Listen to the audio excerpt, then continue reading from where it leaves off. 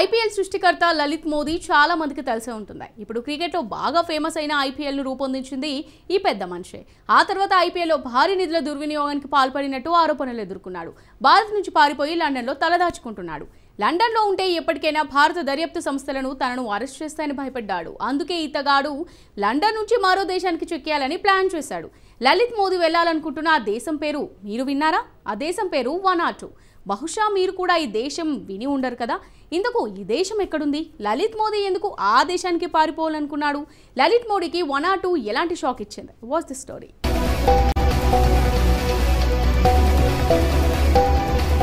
లలిత్ మోడీకి వనాటు దేశం ఎలాంటి షాక్ ఇచ్చింది? పౌరసత్వం విక్రయాలు వనాటు లక్ను మార్చేశాయా? ఎందుకు వనాటూనే కేటుగాలు ఎంచుకుంటున్నారు? ఇండియన్ ప్రీమియర్ లీగ్ ఐపీఎల్, దీని పేరు వింటే భారత క్రికెట్ అభిమానులకు పూనకాలు వస్తాయి. కానీ ఐపీఎల్ అంటే మరో వ్యక్తి కూడా గుర్తొస్తాడు. అతడే లలిత్ మోడీ. ఐపీఎల్లో భారీగా నిధుల దుర్వినియోగం, పన్ను ఎగవేతల కేసుల్లో లలిత్ మోడీ ఇరుక్కున్నాడు. 2010లో దేశం విడిచి పారిపోయి లండన్లో తలదాచుకుంటున్నాడు. అతడిని దేశానికి రప్పించేందుకు భారత దర్యాప్తు సంస్థలు ముమ్మరంగా ప్రయత్నాలు చేస్తున్నాయి. బ్రిటన్ ప్రభుత్వంతో సంప్రదింపులు జరుపుతున్నాయి. నేరగాళ్ల అప్పగింత ఒప్పందంలో భాగంగా లలిత్ మోడీని అప్పగించాలని భారత్ కోరుతోంది. లలిత్ మోడీకి భారత దర్యాప్తు సంస్థలు మరింత చేరువయ్యాయి. దీంతో అతడిలో భయం మొదలైంది. లండన్లో ఉంటే ఏదో ఒకరోజు భారత్ తనను అరెస్ట్ చేస్తుందని భావించాడు. ఈ అరెస్టును తప్పించుకునేందుకు మరో దేశానికి చెక్కేయాలని ప్లాన్ వేశాడు. అక్కడికి వెళ్తే తాను భారత్ అరెస్టు నుంచి తప్పించుకోవచ్చని ప్లాన్ వేశాడు. లలిత్ మోడీ వెళ్లాలనుకుంటున్న దేశం పేరు వనాటు. బహుశా మనలో చాలా మంది ఈ పేరు ఒక దేశం ఉందని చాలా మంది వినే ఉండరు. ఎలాంటి షరతులు, పరిమితులు లేకుండా పాస్పోర్ట్, పౌరసత్వం ఇచ్చే దేశం వనాటును ఎంచుకున్నాడు. 2 రోజుల క్రితమే ఈ విషయం వెలుగులోకి వచ్చింది. దీంతో ఆ దేశం ఒక్కసారిగా భారతీయ మీడియాలో చర్చకు తావిచ్చింది. అసలు ఈ వనాటు దేశం ఎక్కడ ఉంది? ఎందుకు షరతులు లేకుండా ఆ దేశం పౌరసత్వాన్ని ఇస్తుంది? వనాటు అనేది పసిఫిక్ మహాసముద్రంలోని చిన్న దీవుల సమూహం. మొత్తం 83 అగ్నిపర్వత దీవులను కలిపి ఒక దేశంగా గుర్తిస్తున్నారు. ఇందులో 65 దీవులు మాత్రమే జనావాసానికి అనుకూలంగా ఉన్నాయి. ఈ పసిఫిక్ దేశం ఆస్ట్రేలియాకు తూర్పున 1800 కిలోమీటర్ల దూరంలో ఉంటుంది. సిడ్నీ నుంచి వనాటు రాజధాని పోర్ట్ విలాకు 3 గంటల్లో విమానంలో వెళ్లొచ్చు. ఈ దేశం దీవుల పొడవు మొత్తం 1300 కిలోమీటర్ల దూరమే. ఇంకా సింపుల్గా చెప్పాలంటే ఢిల్లీ, కోల్కతా మధ్య ఉన్నంత దూరమే. మన దేశంలో కేంద్ర పాలిత ప్రాంతం పుదుచ్చేరి కంటే వనాటు చిన్నది.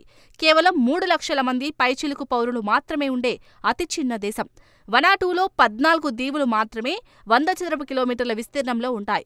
అతిపెద్ద దీవి మాత్రం ఎస్పిరిటో శాంటో. దీని విస్తీర్ణం 3955 కిలోమీటర్లు. వనాటు మొత్తం భూభాగంలో ఈ ద్వీపమే 32% ఉంటుంది. వనాటులో చురుకైన పలు అగ్నిపర్వతాలు ఉన్నాయి. వాటితో నిత్యం ఆ ప్రాంత ప్రజలు ప్రమాదాన్ని ఎదుర్కొంటున్నారు. 2020 జనాభా లెక్కల ప్రకారం వనాటులో 3 లక్షల మంది జనాభా ఉంది.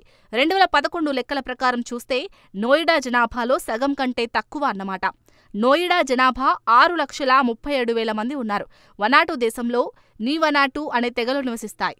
ఈ తెగల్లో 93% మంది క్రైస్తవ మతాన్ని అనుసరిస్తారు. ఈ దేశ జాతీయ భాష బిస్లామా. దీనితో పాటు ఫ్రెంచ్, ఇంగ్లీష్ను అధికారిక భాషలుగా వనాటు గుర్తించింది.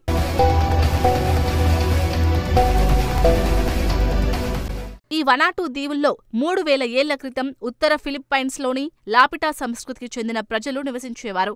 అయితే కాలక్రమేణా లాపిటా ప్రజలు తమ సాంస్కృతిక ఐక్యతను కోల్పోయారు. ఎందుకంటే వారున్న ప్రాంతం వందల కిలోమీటర్ల మేర సముద్రంలో వేరు చేయబడ్డారు. 1606లో పోర్చుగీస్ అన్వేషకుడు పెడ్రో ఫెర్నాండెజ్ మొదటిసారి వనాటుకు చేరుకున్నాడు. ఎస్పిరిటో శాంటోలో 4 రోజుల పాటు ఉన్నాడు. ఆ తర్వాత ఈ దీవుల గురించి తెలుసుకున్న జేమ్స్ కుక్ అనే బ్రిటిష్ అన్వేషకుడు 1764లో విపరీతంగా వెతికాడు. 19వ శతాబ్దం నాటికి ఫ్రెంచ్, బ్రిటిష్ మిషనరీలు వనాటు దీవులకు రావడం ప్రారంభమైంది. కానీ ఏ దేశమూ అధికారికంగా ఈ దీవులను కాలనీలుగా ప్రకటించుకోలేదు. అంతేకాదు అప్పట్లో ఈ దీవులను న్యూ హైబ్రిడ్గా పిలిచేశారు. 1906లో ఫ్రాన్స్, యూకే కలిసి ఈ ద్వీపాలను పాలించడానికి అంగీకరించాయి. వలస రాజ్యాల పాలన 1980లో ముగిసింది. స్వతంత్ర దేశంగా ఏర్పడిన తర్వాత న్యూ హైబ్రిడ్ కాస్త వనాటుగా మారింది. వనాటు ఆర్థిక వ్యవస్థ ప్రధానంగా చిన్న తరహా వ్యవసాయంపైనే ఆధారపడి ఉంది. 65% మంది జనాభా వ్యవసాయాన్ని నమ్ముకున్నారు. ఇక్కడ ఎక్కువగా కొబ్బరిని పండిస్తారు. ఇక రెండో పంట కింద కోకోను పండిస్తారు. ఇక వనాటూకు మరో ప్రధాన ఆదాయ వనరులుగా పర్యాటకం, మత్స్య పరిశ్రమలు నిలిచాయి. 5 దశాబ్దాల చరిత్ర ఉన్న వనాటూలో ఆదాయపు పన్ను, కార్పొరేట్ పన్ను, సంపద పన్నులు ఉండవు.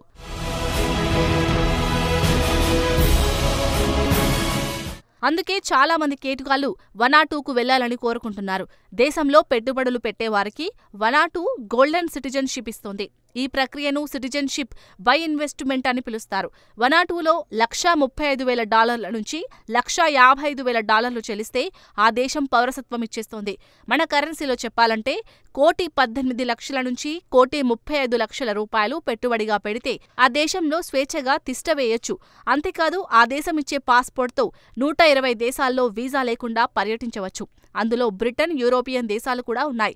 అందుకే చాలామంది ఈ పొట్టి దేశంలో ఉండేందుకు ఇష్టపడుతున్నారు. ప్రధానంగా వనాటూకు వెళ్లాలనుకునే వారిలో ఎక్కువ మంది అక్రమంగా డబ్బు సంపాదించిన వారే ఉన్నారు. పౌరసత్వం పొందేందుకు పెద్దగా డాక్యుమెంట్లు కూడా అవసరం లేదు. స్వయంగా అస్సలు వెళ్లాల్సిన అవసరమే లేదు. ఆన్లైన్లో అవసరమైన డాక్యుమెంట్లు పంపితే చాలు. ఆ దేశంలో అడుగు పెట్టకుండానే పౌరసత్వాన్ని పొందవచ్చు. అందుకే అవినీతి పరుల కన్ను వనాటూపై పడింది. ఇక కేటుగాళ్లు వనాటూపై ఆసక్తి చూపడానికి మరో కారణం కూడా ఉంది. ఆ దేశంలో క్రిప్టో కరెన్సీ విరివిగా చెల్లుబాటు అవుతోంది. తమ వద్ద ఉన్న అక్రమ సంపదంతా క్రిప్టోలోకి మార్చుకుంటున్నారు. సింపుల్గా చెప్పాలంటే అవినీతి తిమింగలాలకు ఈ దేశం అడ్డాగా మారుతున్నదంటే నమ్మండి. అయితే వనాటూకు వెళ్లేందుకు యత్నించింది ఒక్క లలిత్ మోడీ మాత్రమే కాదు. గత 2 ఏళ్లలో ఈ చిన్న దేశానికి 30 మంది భారతీయులు వెళ్లిపోయారు. మరొక ఆసక్తికరమైన విషయం ఏమిటంటే ఈ దేశానికి వెళ్తున్న వారిలో అత్యధికులు చైనా వాళ్లే ఉన్నారు. ఇక లలిత్ మోడీ వనాటూను ఎంచుకోవడానికి మరో కారణం కూడా ఉంది. నేరస్తులను అప్పగించే ఒప్పందాలు ఏవీ భారత్కు లేవు. సో ఆ దేశంలో మన దర్యాప్తు సంస్థలు అడుగుపెట్టవన్నమాట. అందుకే వనాటూ దేశం పౌరసత్వానికి మంచి గిరాకీ ఉంది. అన్నట్టు ఒకప్పుడు వనాటూ పేద దేశాల్లో ఒకటి. కానీ గోల్డెన్ వీసా పౌరసత్వం ఆ దేశ తలరాతనే మార్చేసింది. ఇప్పుడు ఆ దేశ ఆదాయంలో 40% ఈ గోల్డెన్ వీసా పౌరసత్వంతోనే వస్తుంది. 2021లో ఆ దేశం మిగులు బడ్జెట్ సాధించిందంటే కేవలం ఈ గోల్డెన్ వీసానే కారణం. అయితే లలిత్ మోడీ విషయంలో కొసమెరుపు ఏమిటంటే అతడికి పౌరసత్వం మంజూరు చేసిన 24 గంటల్లోనే వనాటూ షాక్ ఇచ్చింది. అతడి పౌరసత్వాన్ని రద్దు చేసింది. దీంతో లలిత్ మోడీని స్వదేశానికి రప్పించడానికి మార్గం సులువైందన్నమాట.